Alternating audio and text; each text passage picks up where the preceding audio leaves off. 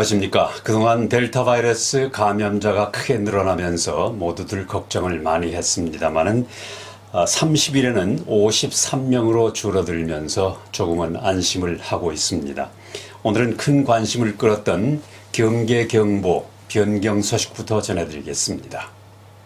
오클랜드는 4단계 경보를 9월 13일까지 2주 연장하고 노슬랜드는 9월 2일 밤 11시 59분까지 4단계 경보를 유지한 다음 9월 3일부터는 3단계 경보로 완화됩니다.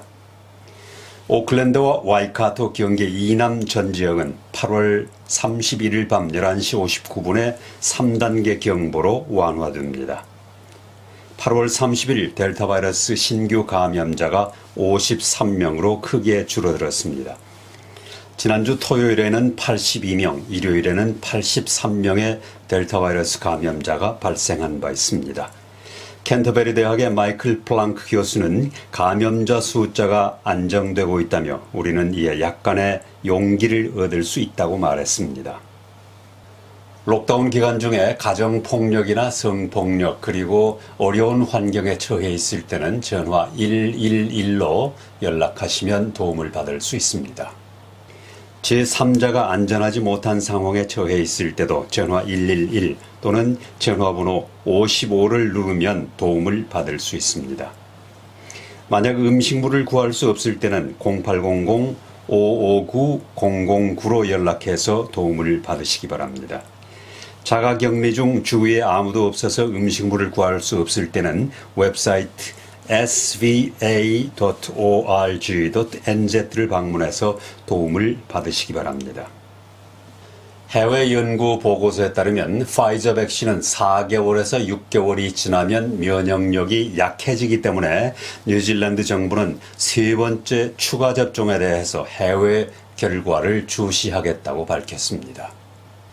한 뉴질랜드의 면역학자는 뉴질랜드인들이 가까운 장래에 세 번째 추가 접종을 받을 것이라고 믿고 있지만 하나의 슈퍼 백신이 나와서 모든 코로나 바이러스를 예방할 수 있기를 바란다고 말했습니다. 뉴질랜드에서는 하루 9만여 명이 백신 접종을 받고 있어 접종 속도가 빨라지고 있습니다.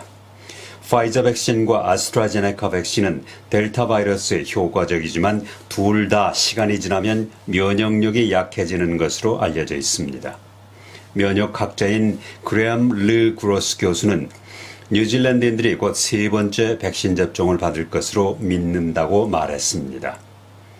이스라엘은 지난 7월에 30세 이상 국민을 대상으로 세 번째 백신 접종을 시작했고 미국은 9월부터 접종 가능한 사람들을 대상으로 3차 접종에 들어갈 계획입니다.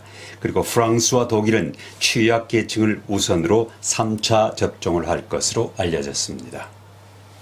해외 연구에 따르면 두 가지 다른 브랜드의 백신을 맞은 사람들이 더 나은 결과를 얻은 것으로 나타나 있습니다. 마오리당은 로토루아의 격리시설을 더 늘리려는 정부의 계획에 반대하는 청원을 시작했습니다.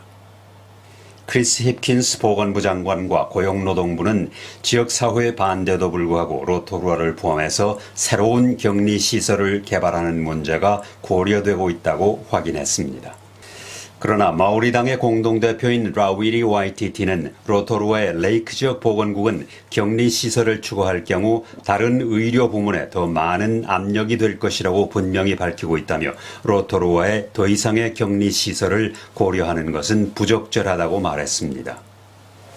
YTT 공동 지도자는 새로운 격리시설이 생길 경우 의료 직원과 비용을 늘리게 되고 이로써 로토루아 지역 주민들이 좋은 의료 서비스를 놓치게 될 것이라며 우려했습니다. 그는 또 새로운 격리시설이 들어서면 질병에 노출될 위험이 더 커지고 로토루아 지역 호텔을 격리시설로 사용하면 접객업과 관광산업이 정상화되는 데 더 오랜 시간이 걸린다고 말했습니다. 지금까지 전혀 코로나 바이러스의 환자가 발생하지 않은 그레이트 베리어 섬도 4단계 경보에 적용을 받는 것으로 밝혀졌습니다. 그레이트 베리어 섬은 오클랜드 항구에서 거의 100km나 떨어져 있지만 오클랜드 지역과 같은 4단계 경보가 적용됩니다. 지역 이사회 이지 포드햄 회장은 조금 이상하긴 하지만 그레이트 베리어 섬은 오클랜드 광역시에 속해 있기 때문에 4단계 경보를 적용받게 된다고 말했습니다. 그레이트 베리어 섬 사람들은 혼자 있는 것을 좋아하고 집안일이나 정원 가꾸기를 좋아한다고 한 가게 주인이 말했습니다. 포드햄 회장은 그러나 록다운으로 인해 이 섬의 900명의 주민들 중 일부는 고기잡이나 사냥, 서핑 등 야외 활동을 할 수 없어 답답해하고 있다고 말했습니다.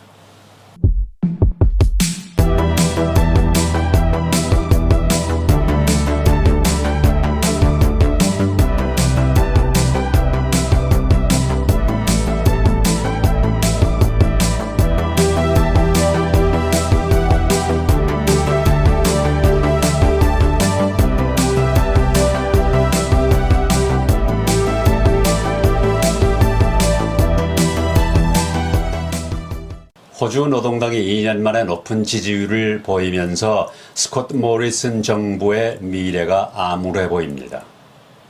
호주 연립정부의 지지율이 2년여 만에 처음으로 노동당의 지지율 아래로 떨어지면서 모리슨 정부의 미래는 점점 불투명해지고 있습니다.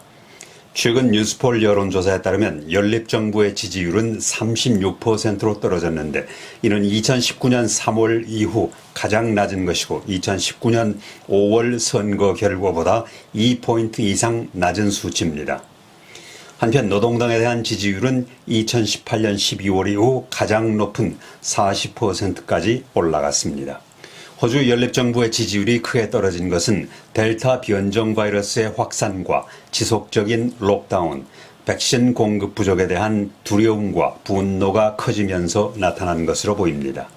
따라서 만약 지금 선거가 치러진다면 노동당은 54%, 연립정부는 46%의 지지를 얻을 수 있을 것으로 예상됩니다.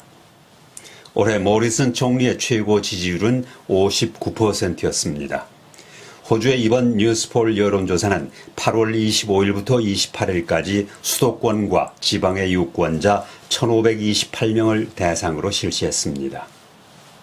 스콧 모리슨 호주 총리는 카불 공항에 대한 폭발을 무고하고 용감한 사람들에 대한 사악하고 기산적이며 비인간적인 공격이라고 비난했습니다.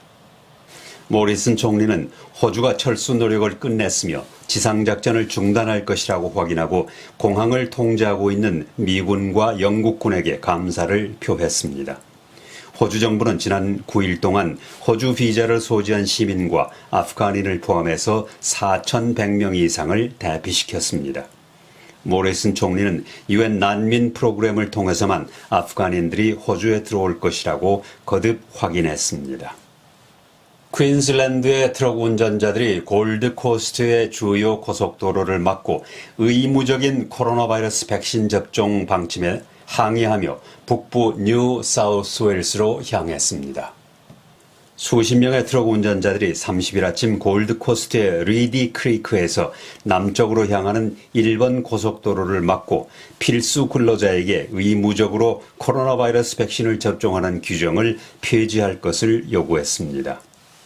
이들 트럭 운송업자들은 국경을 다시 열고 코로나 바이러스 백신을 희망자에 한해 접종할 것을 주장하고 있는데 현행 규정에 따르면 백신 접종을 받은 필수 근로자만 국경을 넘을 수 있습니다.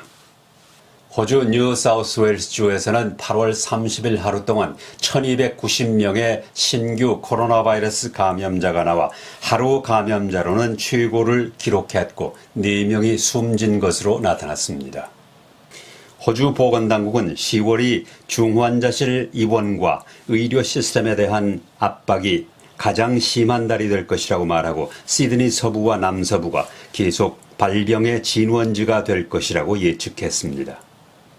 뉴 사우스웨일스의 최고 보건 책임자인 챈트 박사는 길포드, 메릴랜드, 오번, 펀치볼과 그 주변이 현재 보건당국의 가장 큰 우려 대상 지역이라고 말했습니다.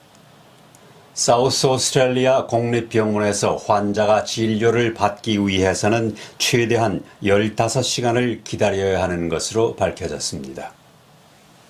사우스 오스트레일리아 주정부가 발표한 새로운 수치에 따르면 지난해 9월에는 환자들이 진료를 받기 위해 10시간 30분이나 기다려야 했던 것으로 나타났습니다.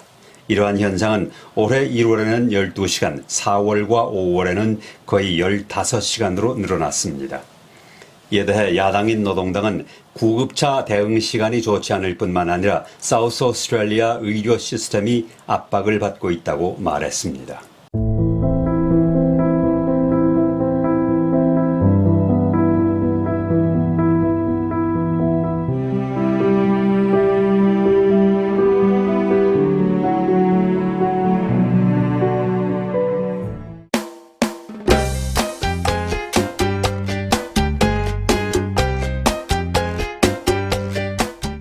뉴질랜드의 델타 바이러스 감염자가 크게 줄어들어서 다행입니다. 하루빨리 정상 생활을 할 수 있었으면 좋겠습니다. 오세아니아 위클리 이번 주 순서 마칩니다. 감사합니다.